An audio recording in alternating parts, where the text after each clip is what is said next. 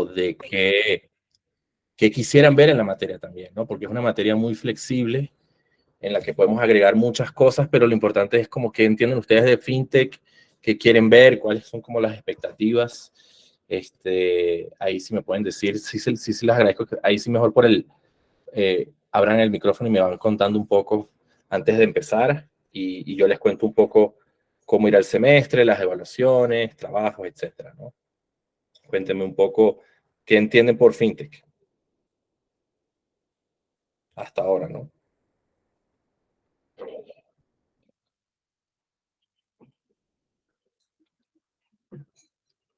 Sin pena. Cuénteme, porque todo eso suma, ¿no? Para la evaluación. Cuénteme un poco que tienen alguna idea o no, lo han visto antes en el semestre. Este, no sé si algunos alumnos de aquí ya vieron conmigo el semestre pasado, como para ver, ¿no? Cuénteme un poco, a ver.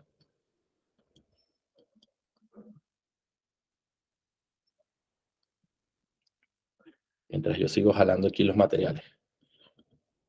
Un segundito. Ya activo la cámara. Un segundo. Bueno, váyame contando. ¿Qué entiende por FinTech? ¿Saben algo de qué es FinTech no tienen idea?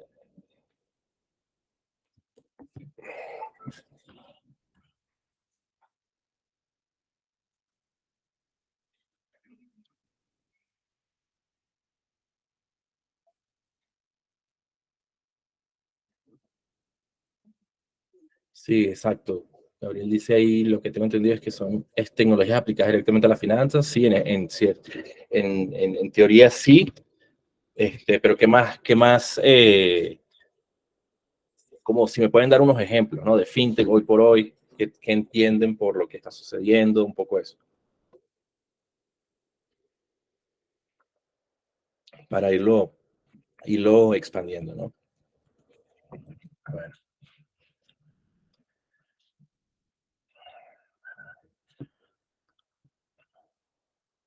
este libro también. Pudieron, por cierto, aparte de eso, pudieron ver en el módulo 7 todo el material soporte del semestre pasado. Operaciones que realizan en bolsa, que son electrónicas. Bueno, cierta innovación en las bolsas tiene que ver con fintech, sí es cierto, no tanto la bolsa de valores como tal, pero sí tecnologías que se dan ahí, correcto. De hecho, ya veremos un poco cómo nace, ¿no? En el módulo 7, confírmeme si no me equivoco, pueden ver todo el material del semestre pasado, ¿cierto?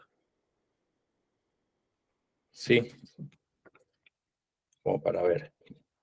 Ok, perfecto. Sí, porque todo ese material ya lo tienen ahí, son muchos videos, muchos de los que ya vamos a ir repitiendo.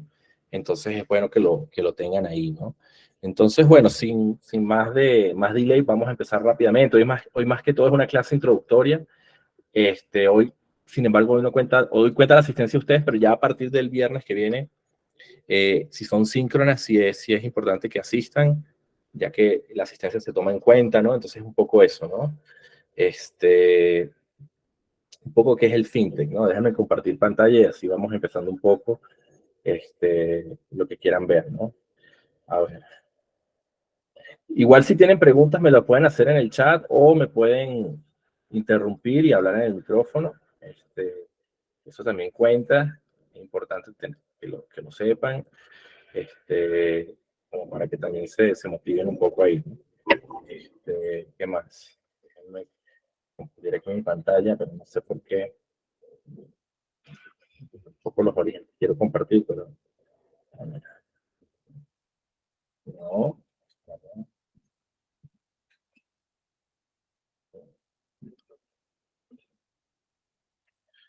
Para que no me sale. Un segundo. Ya se las voy a compartir en un segundo, chicos. A ver.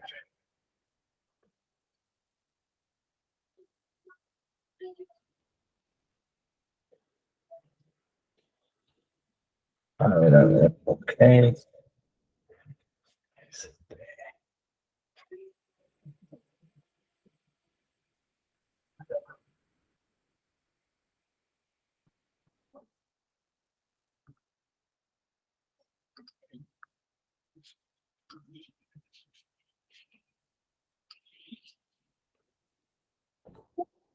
Todavía se están uniendo, déjenme ir aceptando los nuevos y ya compartimos. A ver.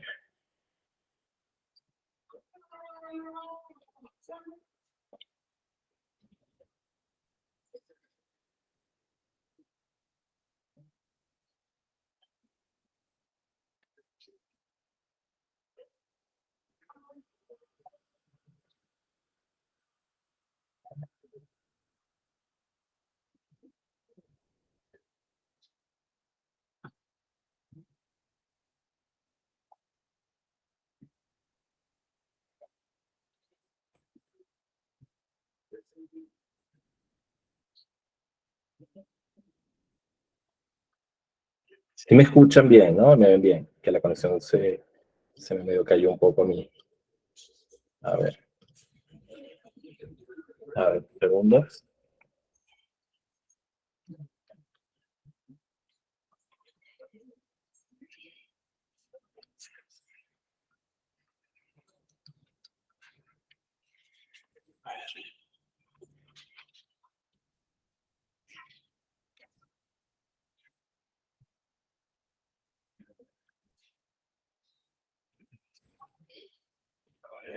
Esperar un momento.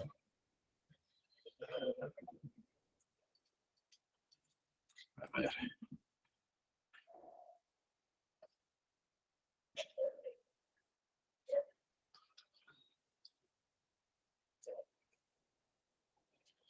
Ahora sí, déjame compartir un poco para entender la historia del fintech, de dónde sale un poquito.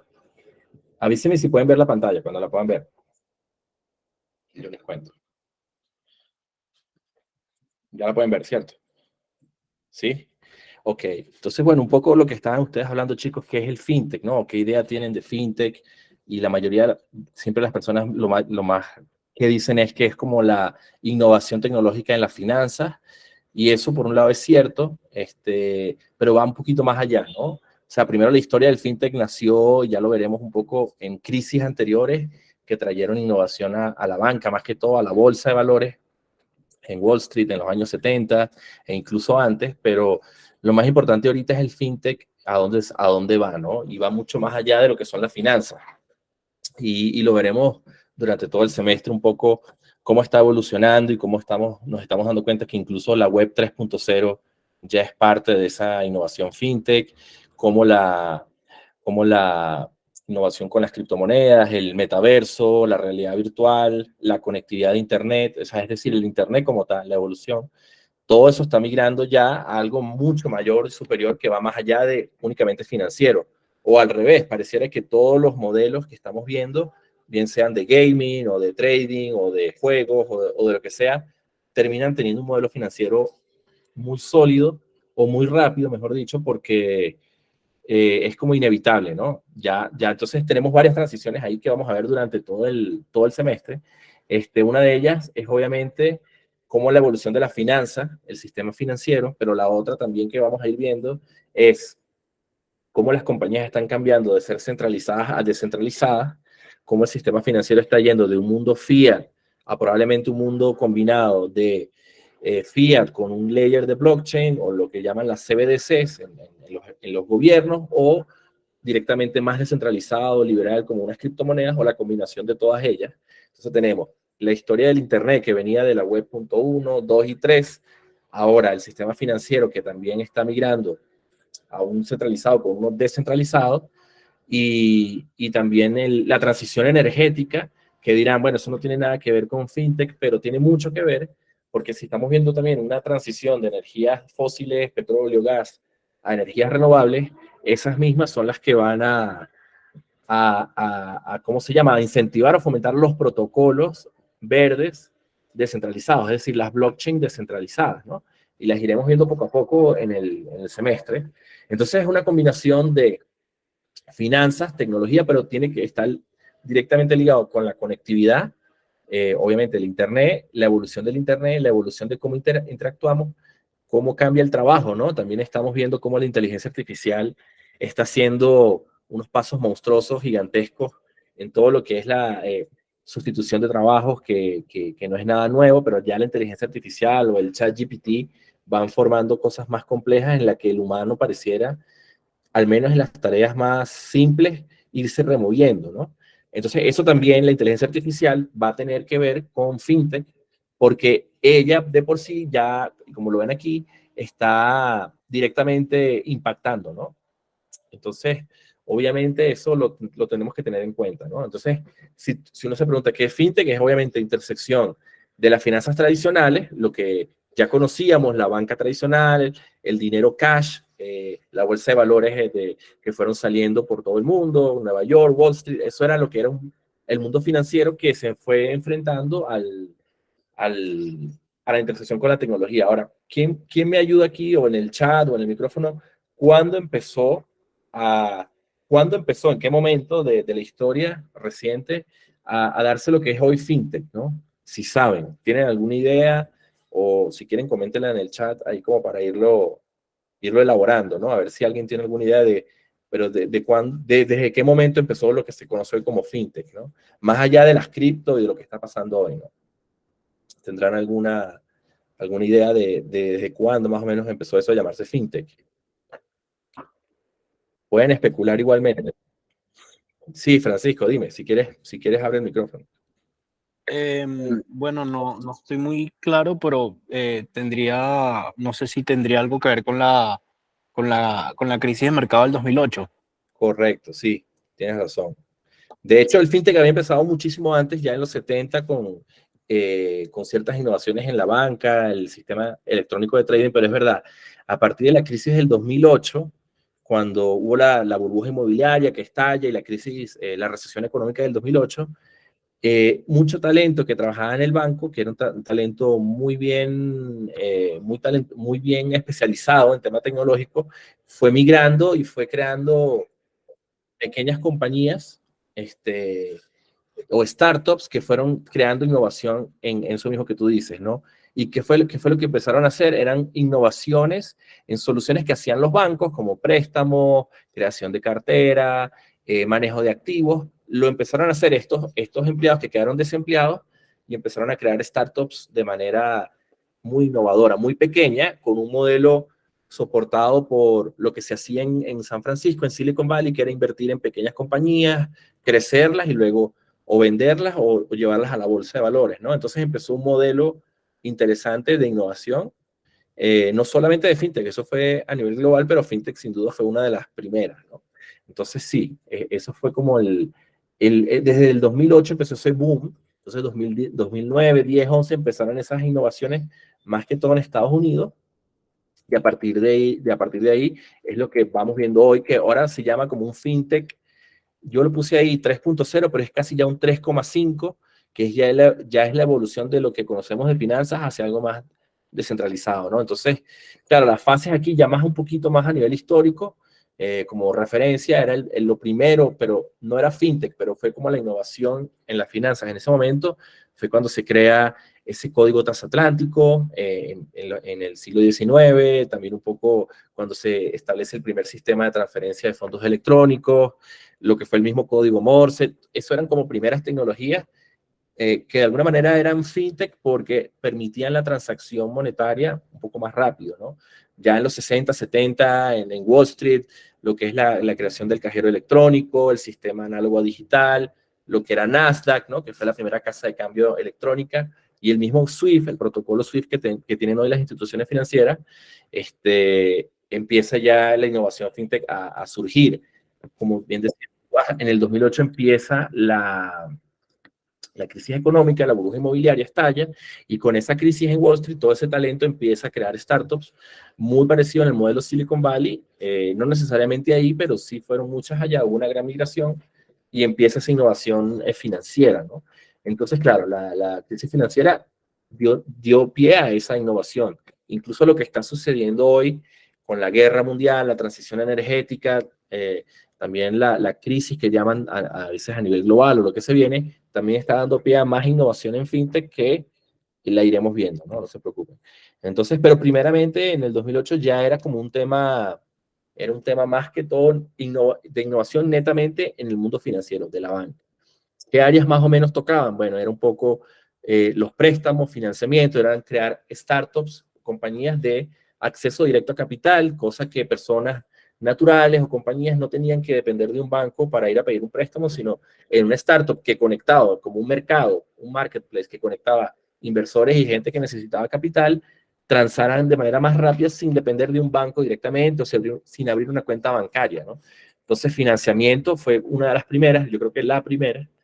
Obviamente la inversión en el sentido de manejo de capital, que es como una especie de fondos pequeños o lo que hacen, lo que hacían en Wall Street, los famosos conocidos hedge fund o fondos de inversión, se fueron creando startups muy pequeñas que empezaron a manejar dinero, ¿no? A manejar el capital. Y eso, a su vez, se fue viendo de alguna manera innovado, si se quiere, con la inteligencia artificial. Ahora, una inteligencia artificial, un chatbot o un algoritmo te puede manejar tu dinero de una manera mucho más eficaz que lo que hacía antes un analista, ¿no? En Wall Street, ¿no? Entonces eso se va combinando, ya, como decía, ya lo iremos viendo, la combinación del humano con las máquinas, etcétera. Pero FinTech siempre como que aparece siempre en esa intersección, ¿no? Obviamente la seguridad y la monetización de la data fue parte de lo que es FinTech y las interfaces y las aplicaciones para el cliente. Ahora, con la interfaz es algo interesante que es conocido como el API. Yo no sé si ustedes han conocido antes ese término del API, que es una API, que es una interfaz. Hoy por hoy conocen lo que es un API. Tienen, que no necesariamente va directamente a FinTech, sino puede estar en cualquier plataforma tecnológica.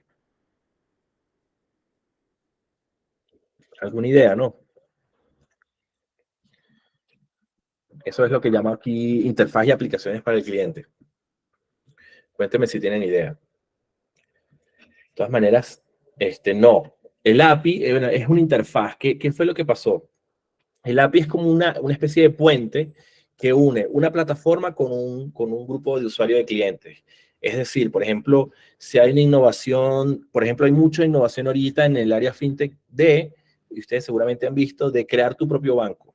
Entonces, es decir, es una startup tecnológica que te dice, mira, yo te ayudo con toda la plataforma tecnológica para que crees un banco digital, un neobanco, y por medio de un API, que a nivel tecnológico es una interfaz, un programador de software de tu equipo puede conectarse, leer el software que tiene esa startup de fintech y crear un producto específico, digamos para Venezuela, para Caracas. Ustedes ven una startup que en Estados Unidos o en Alemania tiene unas soluciones, por medio del API le permite hacer ese tipo de construcción de productos. Aquí me pregunta, profe, ¿un broker se considera un API? No, el broker es un intermediario que puede o no puede usar un API, ¿no? El API es lo que el API de alguna manera te acelera o te facilita la creación de un producto tecnológico, ¿no? Como un wallet o un chatbot o un manejo de activos.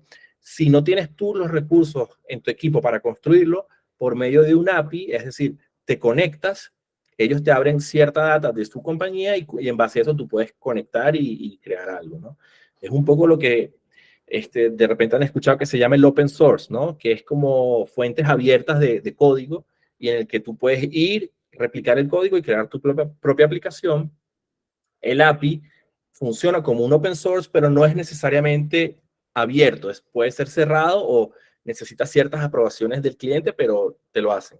Un ejemplo de API, por ejemplo, puede ser un trader que tradea, por ejemplo, criptomonedas, se conecta a Binance por medio de un API y tiene acceso a tokens de un cliente y él se encarga de tradearlo. Él no puede retirar esos fondos, pero puede manejar el trading de esa cuenta. Entonces el API lo conecta, ¿no? Lo que decía, un puente, y puede tradear, por ejemplo, Bitcoin gracias a ese API, ¿no? Ahorita el API es algo como muy normal, ¿no? O sea, muy por sentado, pero digamos, en el 2008 con la crisis, el API fue como una innovación muy de fintech, ¿no? Muy financiera, ¿no? Pero ya están viendo cómo el mismo fintech tiene que ver mucho con tecnología, ¿no? Inclusive aunque inclusive aunque estén haciendo contaduría, casi que tarde o temprano tienen que convertirse en más tecnológicos para innovar en la finanza, ¿no? De alguna manera, como un ingeniero financiero, algo así, ¿no? Entonces, claro, aquí vemos un poco la gráfica cuando estalla la burbuja, cómo fue creciendo las plataformas del P2P de préstamo. O sea, eran grupos y individuos directamente conectados en esas plataformas para para hacer préstamos, básicamente, ¿no? Financiamiento. Entonces, vemos cómo empieza a estallar a partir del 2012, 13, 14, 15, viene ese boom de fintech, ¿no? En la crisis tecnológica todavía no tanto, y vemos cómo después empieza a crecer, ¿no? Entonces, inclusive aquí lo mencionaba, ¿no? El high frequency trading, el trading de hipervelocidad en Wall Street, era un ejemplo de fintech en la época de los 80, ¿no? Cuando todavía no teníamos ni siquiera, no es que no teníamos, o sea, no había un internet o una conectividad tan acelerada, ¿no? Era como para un poco de referencia, ¿no? Entonces las operaciones financieras y manejo de riesgo también fue parte de esa evolución de fintech, con todo el quiebre de los bancos en el 2008, todo el tema de data, identificación de riesgo o de due diligence creció muchísimo, ¿no? Entonces también había muchas startups que se encargaban de esa operación, ¿no?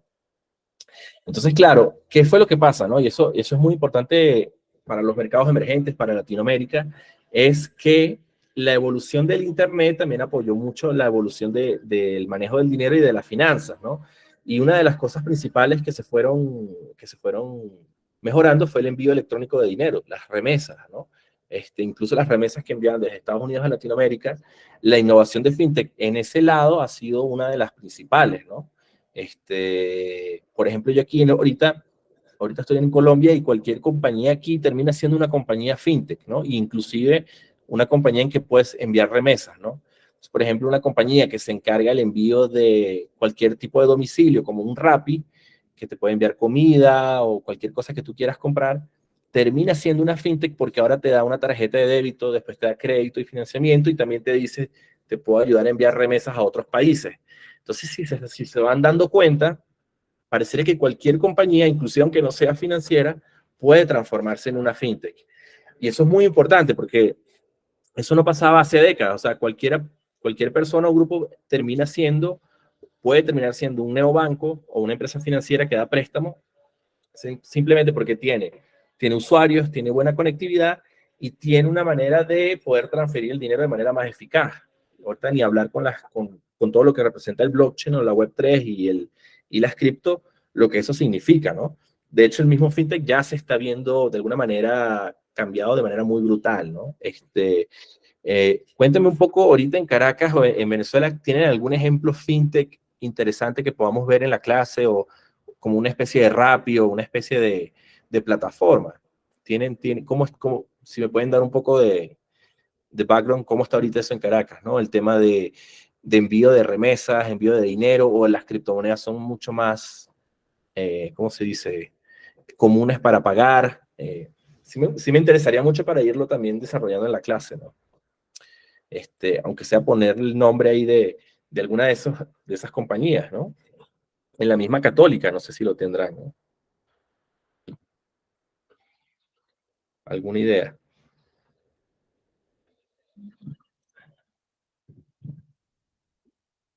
A ver.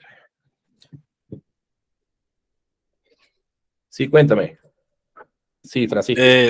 Bueno, profe, yo creo que existen varias, ¿no? Pago directo, que es como que para los estacionamientos, Binance, que se está usando mucho también aquí en Caracas, servicio de delivery como Yomi también. Correcto. Binance pueden utilizarlo, pueden retirar de la cripto a moneda fiat en Venezuela, en dólares, o cómo harían. Sí, creo que se puede, pero se hace como una transferencia. Se cambia a Tether y después creo que compras dólares americanos. Entiendo. Y los tienes luego en efectivo, ¿no? Algo así, ¿no? No, no, en efectivo, o sea, los tendrías en tu cuenta, pues. Ah, entiendo. Claro, Binance, ¿qué otra? Ok. Y de cripto, ¿cuál sería la que más utilizan ahorita ya en Venezuela? Tether, ¿no? Tether, ¿no? Sí, sí, el Tether. Tether, claro. Bitcoin, me imagino, también sigue siendo alto el volumen. Entiendo. Vale. Sí, era un poco. Ese Yomi es como el Rappi, ¿no? De, Sí. de acá, ¿no? Listo. Perfecto. Sí, no, lo decía era como para ir también viendo ejemplos que tengan allá y poderlos desarrollar en la clase, y tenerlos, ¿no? Obviamente Binance es un ejemplo interesante de evolución financiera, en las criptomonedas, pero si se dan cuenta es centralizada, ¿no? No es descentralizada porque la controla todavía un grupo, un individuo, ¿no? Y lo iremos viendo en la clase y todo lo que sucedió con, entre Binance y FTX, que fue la otra casa de cambio, pero esos son ejemplos interesantes de cómo el mundo de las finanzas va evolucionando, ¿no? Entonces lo que ven aquí era un poco, es decir, el crecimiento de la finanza, si se quiere, va ligado directamente con la conectividad, es decir, el Internet, y también con los usuarios. Es decir, poblaciones densas que no tienen ni siquiera acceso a la banca, como también sucede mucho en mercados emergentes, en el sur de Asia, Latinoamérica, pero sí tienen un teléfono, un smartphone y tienen conectividad, tienen más acceso a o plataformas fintech, que es la que estábamos más o menos mencionando, o ya el mundo web 3.0 que va hacia otro mundo, ¿no? Va hacia otro lado. Lo que pinta o lo que pareciera es como que mucha de esa transición de gente no va a terminar usando el, la banca tradicional, ¿no? Sino directamente van a ir al mundo descentralizado, ¿no? Eso por ese lado. ¿Qué más? Un poco también, claro, otro de los ejemplos que fueron creciendo el boom de inversión en fintech, también es un tema de seguridad y la monetización de la data, ¿no? Entonces, cuando hablo de monetización de la data, volvemos a lo mismo, volvemos a una inteligencia artificial o el data science, que es el manejo de data de cualquier compañía, cómo monetizarla de manera financiera, ¿no? Entonces vemos esa gran cantidad de compañías que adquieren data y la venden o te ayudan a procesar la data y te venden ya la data un poco más digerida, más fácil de interpretar. Entonces, de alguna manera el fintech también tomó esa parte, ¿no? Y obviamente la seguridad contra ataques cibernéticos, espionaje corporativo, hay muchas compañías de fintech que se dedicaron como a esa área específica. Es decir, al final era como todos los empleados del banco que se quedan sin trabajo en la crisis del 2008, empiezan a crear soluciones tarde o temprano para el mismo banco, ¿no? Que los había votado, despedido por la crisis, son los mismos que contratan como contratistas para esos servicios, ¿no? En el B2B, ¿no? En el business to business, ¿no? Entonces, vemos ahí un poco cómo empieza esa innovación, ¿no? Entonces, eso es lo que les decía un poco, la interfaz, ¿no? La interfaz es lo que les decía del API, era ese puente, esa conectividad entre compañías de tecnología y productos y personas o grupos tradicionales que necesitaban ayuda de esa tecnología para crear un producto, ¿no? Entonces, eh, curiosamente, los mismos bancos empezaron a ser los mismos clientes para esas soluciones fintech, ¿no? Y hoy por hoy el API, ya de por sí el API, más allá del fintech, es una industria que tiene demasiado crecimiento, ¿no? Que lo iremos también explicando, ¿no? Eso es un poco, ¿no? Entonces, el crecimiento del fintech fue, como todo en el mundo de la tecnología, como todo en el startup, que empieza de algo muy pequeño que no presta la atención a un cliente, a un inversor, a un punto en que es ya muy grande, para que, obviamente para que sea ignorado o para que falle, ¿no? Entonces, lo que llamamos eso los famosos unicornios, que los unicornios son esas startups que alcanzan una evaluación de $1.000 millones, 1 billón, porque es algo, bueno, ya no es ni tan raro, pero en su momento cuando empezaron a hacer esas evaluaciones de la compañía, era algo muy raro como un unicornio, ¿no? Entonces por ahí viene ese término, ¿no? Entonces, incluso con esa etapa fintech, el modelo de inversión para un inversionista cambia completamente, porque antes un inversionista buscaba retornos directamente con un fondo, un hedge fund, en el mismo Wall Street, y ahora con estas startups, ellos compraban o adquirían esas compañías a precios muy bajos, a valuaciones muy bajas, prácticamente a centavos de dólar, y las vendían por decenas o cientos de millones de dólares, adquiriendo una evaluación de miles de millones de dólares, y los retornos eran brutales, ¿no? Que fue un poco lo que pasó en Silicon Valley, ¿no? Fintech, de nuevo, era una de esas áreas. Obviamente era fintech, inteligencia artificial, el e-commerce, de ahí salió Amazon, Alibaba, obviamente la data, los motores de búsqueda como Google, ¿no? Eso fue un poquito previo a la crisis del 2008, eso fue en el 2001, después de la otra crisis que hubo en Estados Unidos con la .com, con las .com, y después de eso, entonces vemos como tras crisis y crisis viene la innovación y sale de manera agigantada, ¿no? Entonces, eso era un poco ahí lo que quería como brevemente compartirles sobre como la evolución, ¿no? Obviamente no está todo ahí, pero es un poco la historia o la evolución del fintech, ¿no? Y después veremos también un poco lo que es hoy, ¿no? Solo antes de hablar, quiero también como explicarles un poco la importancia del fintech acá mismo en Latinoamérica, ¿no? Y por qué es tan importante, ¿no? No sé, ¿tienen alguna pregunta hasta ahora, algún comentario? Díganme con confianza mientras sigo buscando algunas cosas. Quedó claro entonces lo que es el fintech, lo que es ¿cómo se llama? Lo que es la evolución de la tecnología, etcétera, ¿no? Sí, perfecto. Ya, un segundo que les quería mandar. A ver una cosa. Entonces, claro, ya que hay una que quieren enseñarles de Latinoamérica específico que me parece muy interesante. Por cierto, antes de seguir, hay un, hay un libro que quiero que se lean que está ya en el módulo 7 que se llama De cero a uno. Está en español ¿cómo se llama? En el módulo 7. Confirmen si lo tienen o lo pueden ver o posterior, porque ese sí va a ser importante tenerlo para la clase, ¿no? Va a ser como materia pilar de toda la clase. Solo para ver si lo tengo aquí también como para que lo vean. A ver.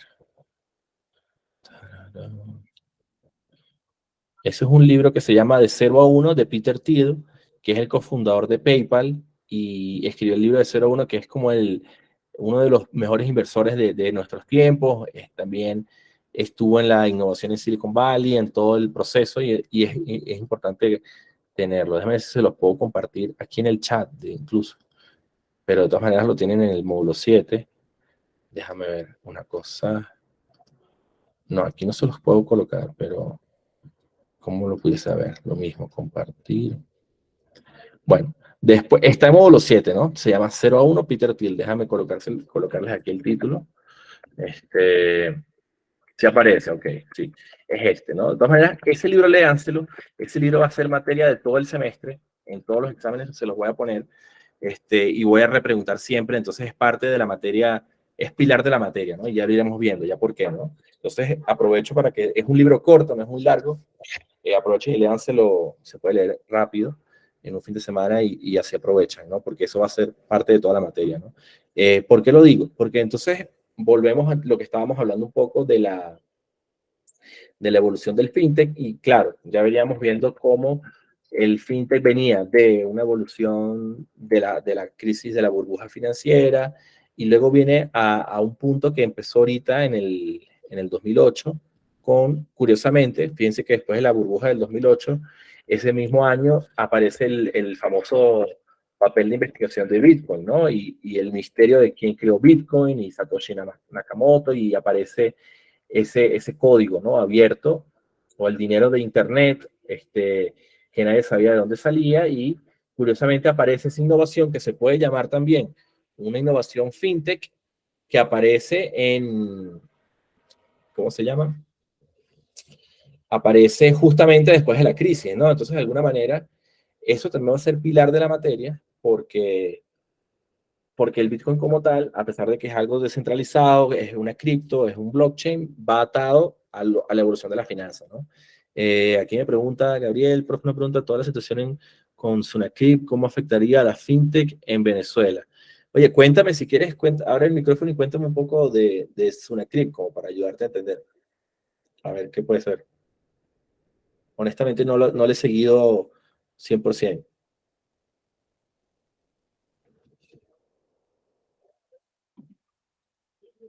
Pero bueno, cuéntame en el chat un poco, o alguien que sepa de los compañeros qué fue lo que sucedió con Sunacrip, para ver, ¿no? Para poder ayudarte ahí, ¿no? Cuéntenme un poco. ¿Alguien tiene idea que pueda ayudar a Gabriel ahí? O incluso en el chat, ¿no? Colócamelo un poco más extendido a ver si te puedo ayudar ahí, ¿no?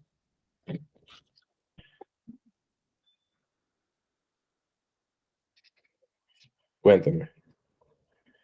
No he escuchado nada de eso. ¿Cómo afectaría a la fintech en Venezuela?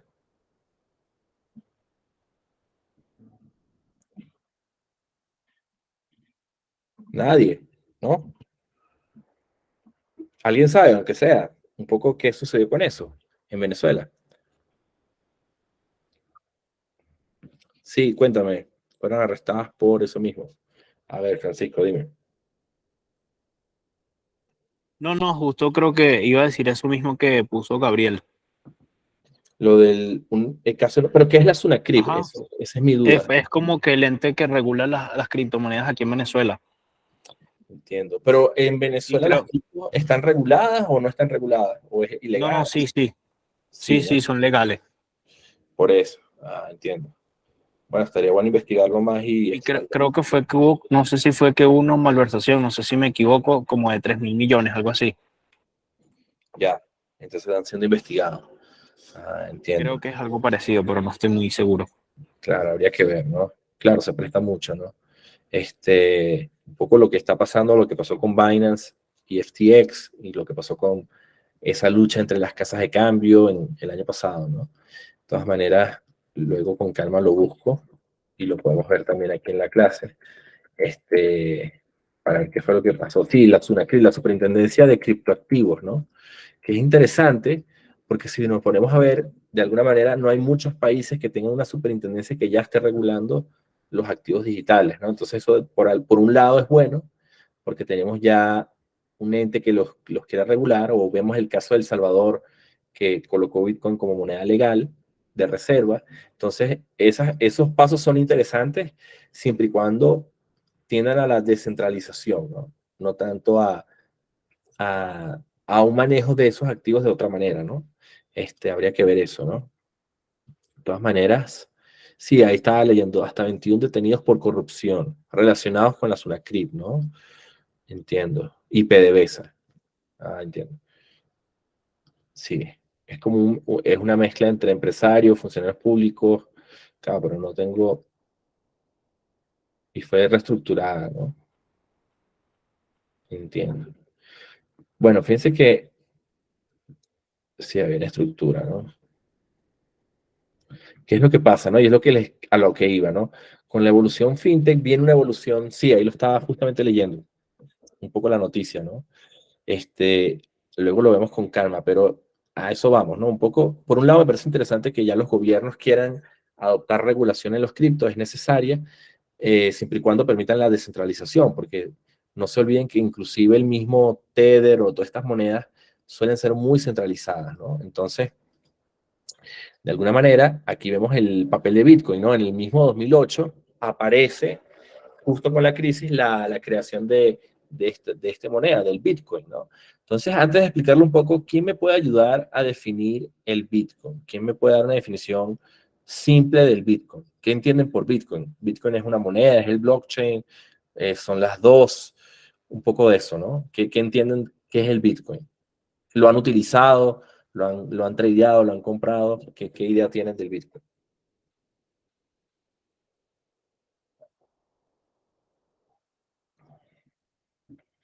¿Alguna idea por aquí? ¿Alguien diferente? A ver, ¿quién puede? Maffer, Mayerlin, los demás, ¿qué idea tienen del Bitcoin? ¿Lo han utilizado? ¿Confían en él? Porque eso también lo veremos mucho como innovación fintech durante el semestre, ¿no? Entonces es bueno como tenerlo. Que es una innovación tecnológica también. A ver, ¿qué me cuentan? Coméntenlo en el chat, si no tienen el micrófono. Es una moneda virtual descentralizada, pero sí, pero si quieres, puedes expandirlo un poco más.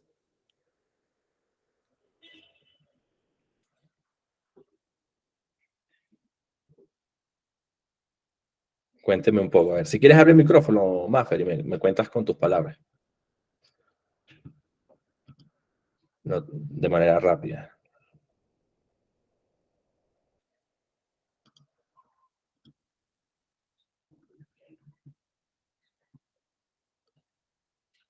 Puedes utilizar el sistema de transacción protegida, claro, la cadena de bloques es el blockchain, sí, sí, por ahí van, por ahí van. Para alguien que me pueda dar una explicación un poco más expandida, chicos, que tome la voz ahí un poco, como para ver si están un poco con la idea, lo han utilizado, se utiliza en Venezuela incluso como medio de pago o no tanto, el Bitcoin. Fuera del control de los bancos, dice Miami. Ok.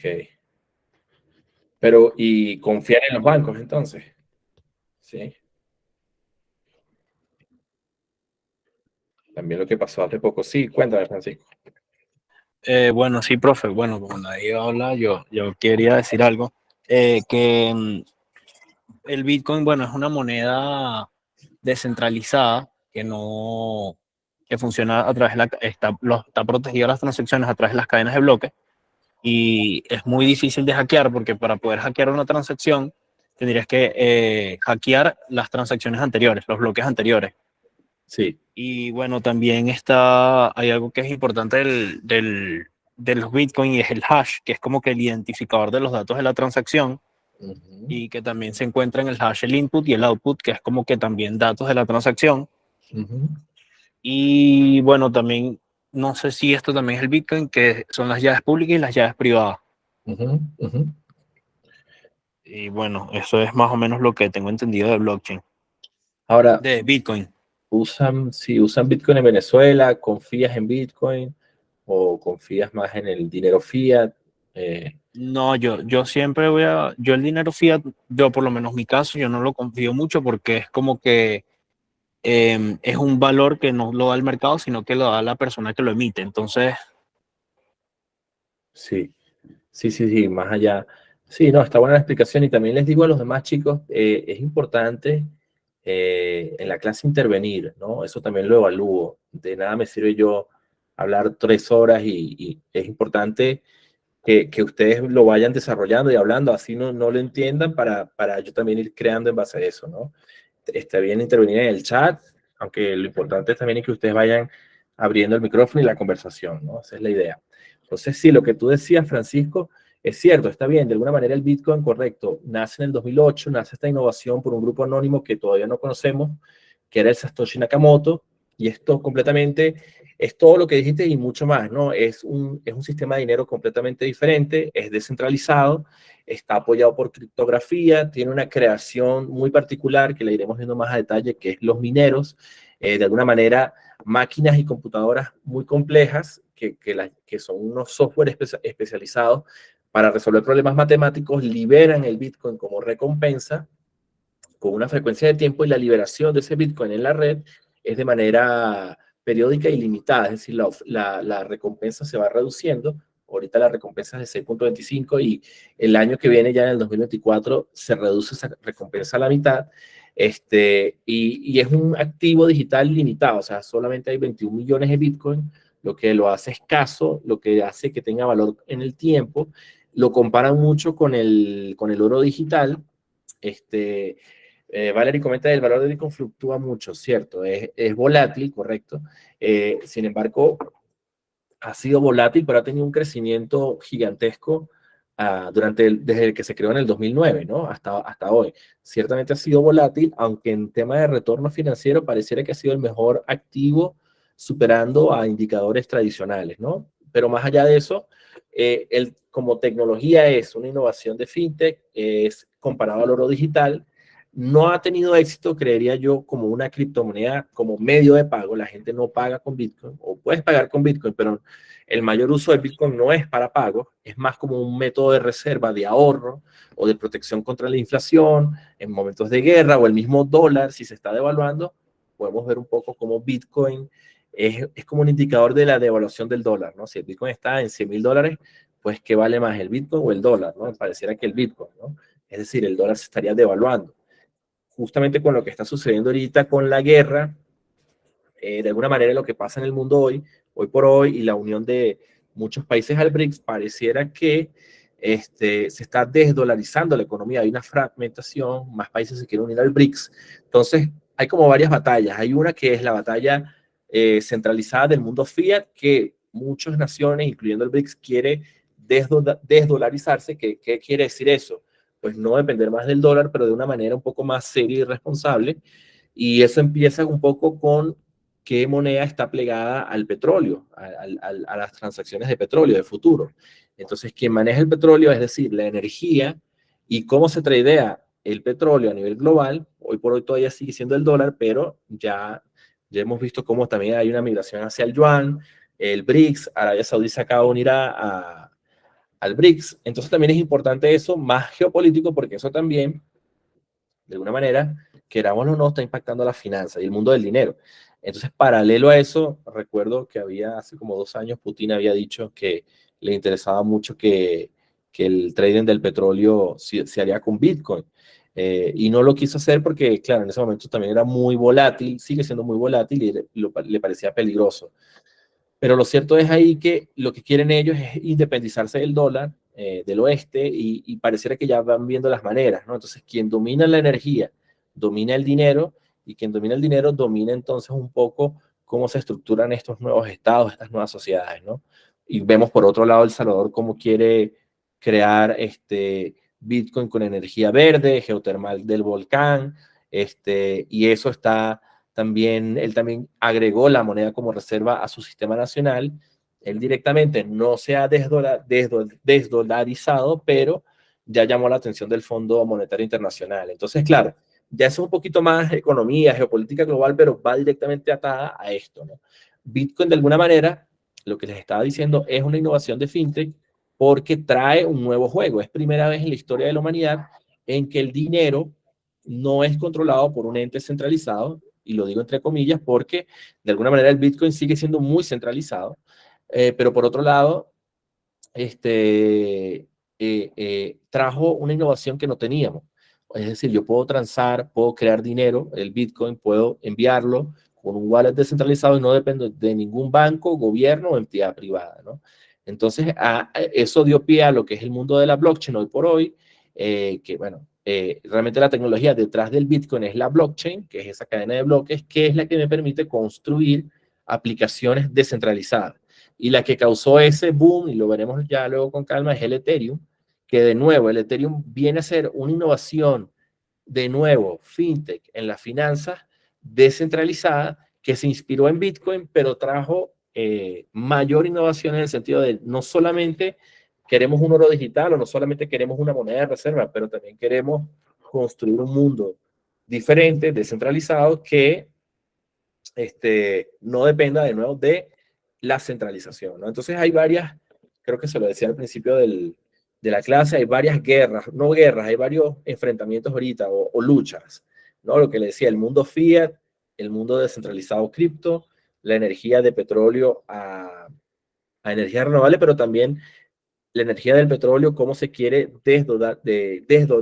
me cuesta esa palabra, desdolarizar y no depender del dólar. Y lo último es como las compañías ahora ya no quieren depender de un ente centralizado, sino descentralizado, inclusive en el mundo cripto, ¿no? Entonces, un poco eso es todo lo que vamos a empezar a ver dentro del mundo del fintech para la clase, básicamente, ¿no? Ahora, hay un comentario que estaban diciendo, yo no sé cuál es la opinión de ustedes, que, claro, no confían en Bitcoin por la fluctuación, confían más en el sistema de banco tradicional. Pero ¿quién me dice qué tan seguros son los bancos hoy por hoy, ¿no? Hemos visto que han quebrado muchos bancos en Estados Unidos últimamente, ha estallado la burbuja de los bonos, entonces pareciera que el mundo centralizado, lo que pensábamos que era seguro, pareciera ya no tan seguro, ¿no? Y no estoy promoviendo que la Web3 sea lo único, pero pareciera que la verdadera independencia financiera es cuando ya tú manejas tus propias carteras o wallets con tus propias monedas y tienes el control de ellas, ¿no? Pareciera que lo que nos hacían creer no era tan seguro, ¿no? Y lo hemos visto estas últimas semanas, como la quiebra del Silicon Valley Bank y Signature y Silvergate, muchos bancos han quebrado y el dinero de la innovación se ha perdido de alguna manera, aunque la Reserva Federal sí hizo un rescate, vemos que hay un problema de fondo, ¿no? Con el mundo centralizado, ¿no? Entonces, si bien es cierto, el Bitcoin fluctúa mucho, la Web 3.0 también trae como cierta innovación con eso y el papel de las monedas estables como el Tether, que también es una moneda riesgosa, en mi opinión, porque también es netamente centralizada y controlada por muy pocas personas, la liquidez.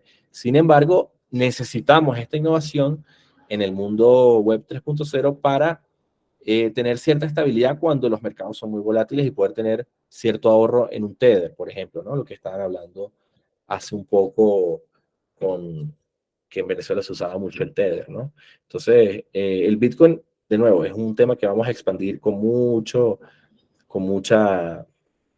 profundidad y nos iremos un poco más a eso, ¿no? Y también veremos un poco lo que es el DeFi. ¿Quién me dice antes de yo empezar qué es el DeFi o las finanzas descentralizadas? ¿Alguien tiene idea de lo que es el DeFi? ¿De dónde salió? ¿Cómo se inspiró? Así como veíamos FinTech, luego viene Bitcoin como parte de FinTech, luego viene Ethereum como parte del Bitcoin y ahora también tenemos algo que se llama DeFi, y luego veremos lo que son los NFTs también un poco y el gaming. Pero que me ayuda un poco a explicar un poco qué es el DeFi, por favor. Si tienen alguna idea, ¿no? Entendería, seguramente si tienen.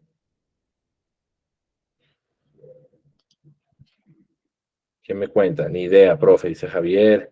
¿Alguien más? Por ejemplo, estoy compartiendo un poco, ¿no? Lo que hay ahorita en el mercado con eso, ¿no?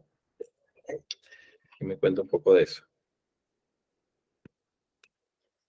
Incluso si no tienen mucha idea, pero quieren improvisar, ¿no?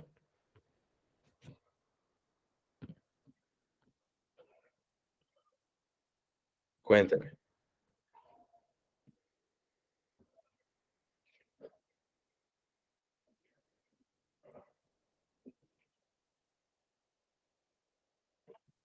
¿Alguna idea? Transacciones que se hacen sin intermediarios, algo así, profe. Va por ahí, pero expándelo un poquito más. O si quieres, coméntamelo, Valerie. A ver, con tus propias palabras. Porque hablando salen mejor las ideas. Cuéntame un poco. Y ahí yo sigo.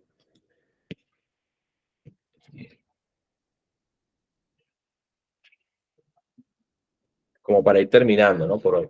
Que hoy era más introductorio. ¿Qué entienden, no? Sí es cierto que son sin intermediarios, eso está bien, pero ¿cómo nace, no? ¿Cómo nace el DeFi? ¿De dónde, cómo se apoya, cómo se soporta, no? Todo eso.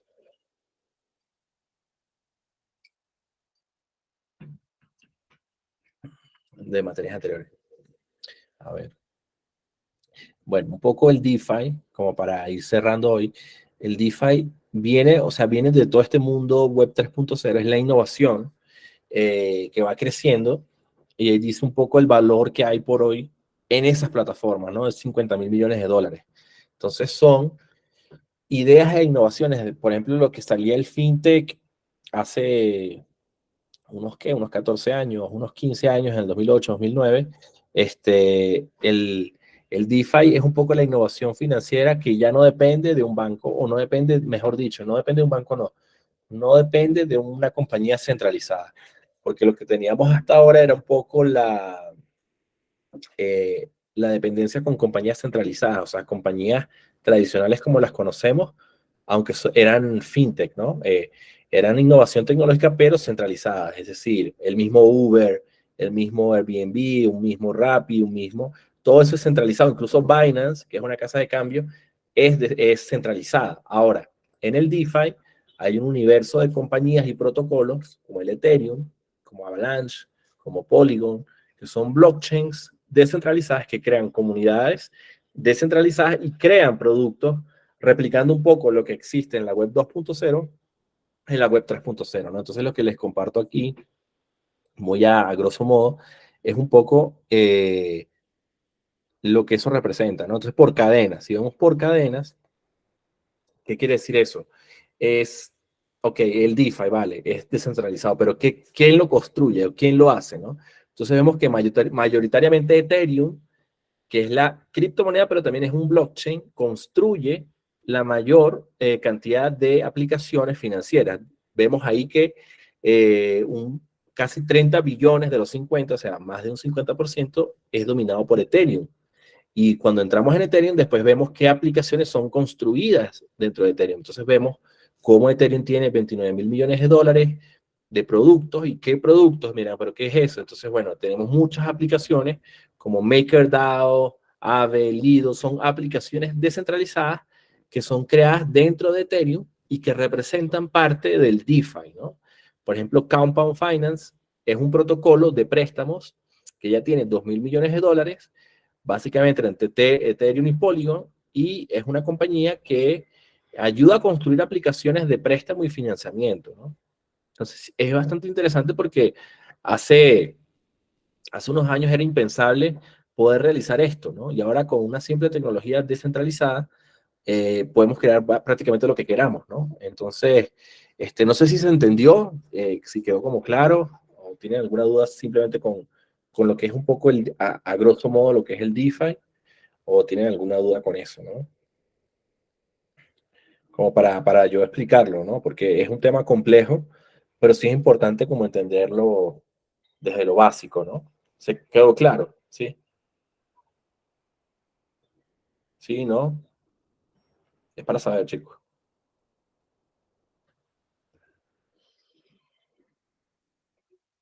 Pueden ponerlo en el chat, solo es para saber, para de ahí continuar, ¿no? Si no entienden todo bien, es para expandirlo, ¿no? Sí, ¿no? Bueno, si no conocen nada, entiendo que sí. Entonces, el DeFi es un poco ese universo, ¿no? Entonces, claro, está dividido por las cadenas que ya lo venía comentando, luego los productos, un poco los porcentajes de retorno que ofrece cada uno de ellos, es un poco lo que vemos aquí. Es bastante complejo, pero lo iremos de alguna manera expandiendo, ¿no? Eso por ese lado.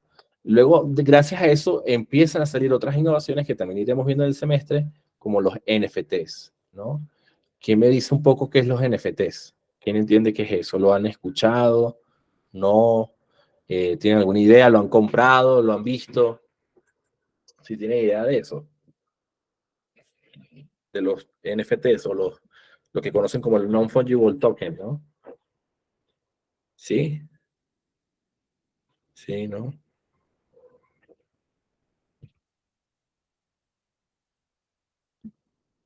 ¿Cómo lo ven?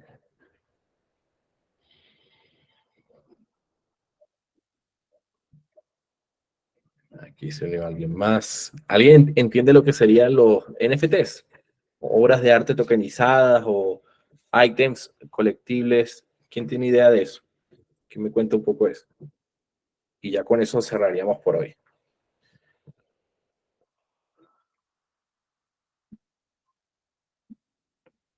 A ver. ¿Sí? ¿Alguien?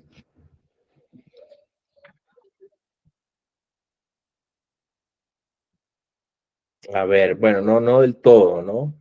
¿Tienen otra clase de NFTs directamente? ¿O cómo sería esa otra clase? Como para ver. ¿O es una clase directamente de criptomonedas? ¿Cómo lo ven?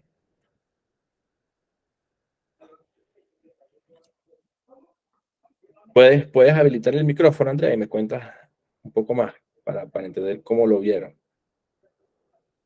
Y así te lo explico. A ver. Bueno, profe, nosotros como, bueno, yo vi esa materia porque el profesor de criptos, creo que era criptoactivos, nos dio esa materia hace como unos semestres atrás. Y Sí. él los presentaba como, es como comprar una imagen o un espacio, algo así por el estilo, una cosa así, que cada una como que al pasar del tiempo aumentaba el valor o disminuía, una cosa así. Mm, ¿Pero lo llamarías igual que el Bitcoin o el Ethereum o crees que son diferentes? Yo creo que son diferentes, porque realmente él lo presentaba como una imagen, ¿me entiendes? Sí. Ok. Algo, Sí, como que estoy aquí enseñando. era algo así como que el profesor nos presentaba, algo así. Era como, por ejemplo, es que cómo se lo explico, porque es que realmente estoy como medio disperso en eso. No, Pero como en tus palabras, como tú lo veas, sí. Dímelo como lo sí, veas. era como eso le estoy diciendo, como una imagen en sí o como un, por ejemplo, un derecho a algo. Ya. Sí, va más por ahí, como un derecho a algo, son como esas tarjetas de colección que son como únicas, intransferibles, y de alguna manera lo llevan al blockchain, ¿no? Entonces los NFTs, sí es cierto, como tú dices, son más relacionados a obras de arte, imágenes, fotografías, pero ¿por qué creerías tú que incrementarían de valor en el tiempo? Por lo que está diciendo usted, que son únicos. Entonces, como que entre menos hay o como no se pueden adquirir de otras maneras, Sí, aumentan el valor, pues. Es como, por ejemplo, una pintura, ajá. que a través del tiempo, o sea, va aumentando su valor o, por ejemplo, vamos a decir que entre más difícil sea de conseguir, más aumenta el valor. Sí, por ahí van los tiros. Por Más o eso. menos. Sí, por ahí van los tiros. Es diferente al Bitcoin, al Ethereum, porque el Bitcoin y el Ethereum son todos iguales y los puedes siempre tradear y transferir. El NFT, la idea básica es esa, un poco la de que son coleccionables únicos que puedo, obviamente, intercambiar, comprar y vender, pero solo existe uno solo, ¿no? Entonces hemos visto cómo han salido colecciones de 10.000 ítems únicos, que cada uno tiene un componente diferente en la red. Por ejemplo, entré en la colección de CryptoPunks, que si se dan cuenta, es también una colección que salió, si no me equivoco, también de 10.000 ítems a mediados del 2017, ya está un poquito más antigua, que se construye en el Ethereum, como se dice acá, el ERC721. Eso quiere decir que es un token de Ethereum tipo NFT, el ERC721, es decir, es único, no existe otro como tal y tiene ciertas propiedades tecnológicas que lo hacen atractivas, ¿no? Como tú comentabas, obras de arte como la pintura, el arte, siempre hay en eso cierto carácter auténtico, y lo que quieren llevar es el mundo tradicional artístico al blockchain por medio de los NFTs, ¿no? Que son estas obras de arte, ¿no? Hasta ahí, exacto, por ahí va la cosa, y eso puede ir a más, ¿no? Es decir, porque ahora vemos que esta innovación se construye. Déjenme compartirles aquí rápido esto, un segundo. A ver. Aquí, por ejemplo, cuando vemos uno de esos ítems, lo que les decía, tiene ciertos atributos únicos, pero a nivel tecnológico de esto, ¿no? De esta foto que se ve tan simple, pero, digamos, dice, es el CryptoPunk 7920, y este es el OpenSea, que es como el mercado donde yo pudiese comprarlo, con Ethereum, por ejemplo, y te dice ciertos atributos, ¿no? Tiene un cigarro, o sea, como el atributo de la barajita, si se quiere, ¿no? Ciertos accesorios, Hot Lipstick, Crazy Hair, 4% solo tiene esto. Entonces pareciera como que un ítem único, ¿no? Ahora, ¿quién le designa ese valor a ese ítem? Pues realmente el mercado, ¿no? Que sea único, que tenga cosas únicas, no necesariamente es lo único para que tenga valor en el tiempo. Es más un poco lo que diga el mercado, es más especulación, es más un poco eso, ¿no? Pero bueno, lo interesante ahí, que quiero que nos quedemos para lo que es fintech, es que el NFT es como que si hemos visto, es como una espiral, y es innovación tras innovación tras innovación, y cada vez se profundiza más, ¿no? Entonces pareciera que ahora el NFT no es solamente tener un ítem único, es también crear una colección para levantar dinero y financiar otro proyecto. Entonces aparece el NFT como un vehículo de inversión o de levantar capital para otras cosas, y el NFT es simplemente como ese recuerdo de lo que estás participando, ¿no? De alguna manera. Entonces, por ejemplo, para el deporte, todo lo que son las stickers, las barajitas de jugadores, de atletas, llevarlo al blockchain con una obra artística, o vemos cómo los mismos artistas ya lanzan sus propias colecciones, empieza a darte idea de lo que va el mundo web 3.0, ¿no? Que es un mundo más creativo, que está descentralizado, que está en un blockchain, que depende también de un mundo financiero, que es el DeFi, y vemos ahora como un fintech, que hace unos años era simplemente una innovación netamente de ayudar a los bancos, mira cómo va migrando hacia otras cosas, ¿no? Entonces, lo mismo con la música, las canciones, los derechos musicales pueden ser también almacenados en un NFT que te recuerde lo que era esa canción con una obra de arte, bueno, en fin, ahí da pie para mucho, ¿no? Entonces, va por ahí, ¿no? Pero bien, Andrea, era un poco eso. Entonces, volviendo al tema de fintech y un poco, bueno, iremos viendo eso también, Y más allá de eso, también iremos viendo un poco lo que son los metaversos, ¿no? Que es ya como esa combinación de todo lo que hemos hablado en uno solo, ¿no? Entonces, es el mundo del gaming, del juego, del NFT, del DeFi, de las criptos, del blockchain, pero también de la inteligencia artificial, de la realidad virtual, todo en uno, ¿no? Entonces, ya eso es como algo mucho más vasto, más complejo, pero también, de nuevo, está atado a un modelo financiero que trae, de nuevo, una plataforma para que todos podamos interactuar, ¿no? Entonces, un poco el semestre pasado yo fui dando eso, yo creo que esto lo expandiremos un poco más, pero va de la mano de nuevo, una web 3.0 interactiva, ¿no? Dinámica y descentralizada, ¿no? Esa es como la promesa, ¿no? Y iremos viendo cómo eso va migrando, ¿no?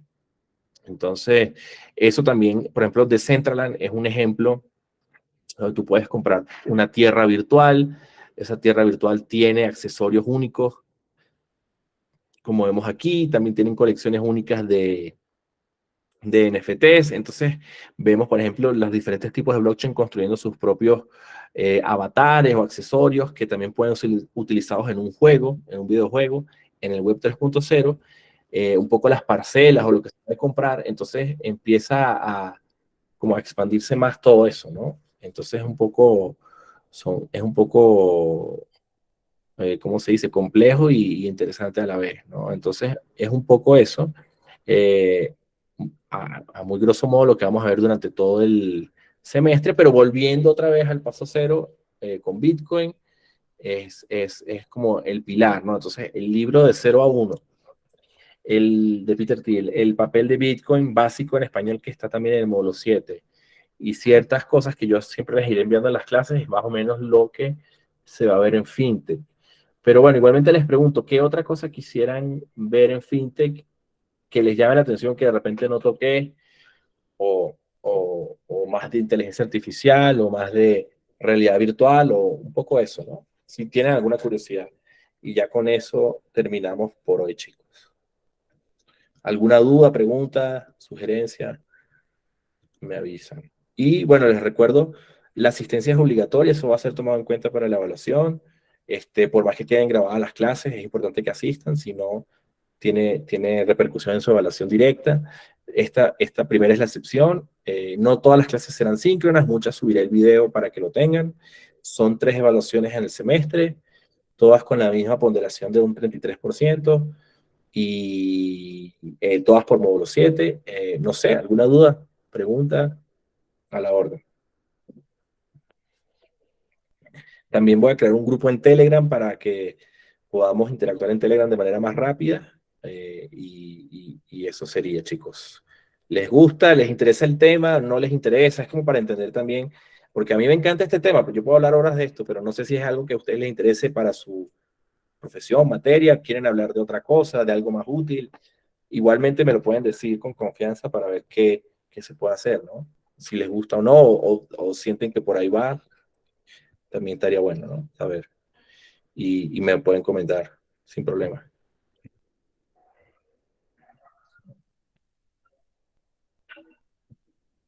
¿Todo claro? Dice Javier. Ok. ¿Alguna duda? ¿Todo bien? Déjame dejar de compartir. Listo. Ok, perfecto. ¿Les gusta este tema? Honestamente, ¿les gusta esto que estamos viendo, que vamos a evaluar? ¿O quieren irse por otra tangente? Sin pena, me pueden decir, porque es la primera clase, podemos cambiarlo, ¿no? También, para saber. Listo. Bueno, chicos, dejo por hoy esto. Déjenme parar aquí la grabación.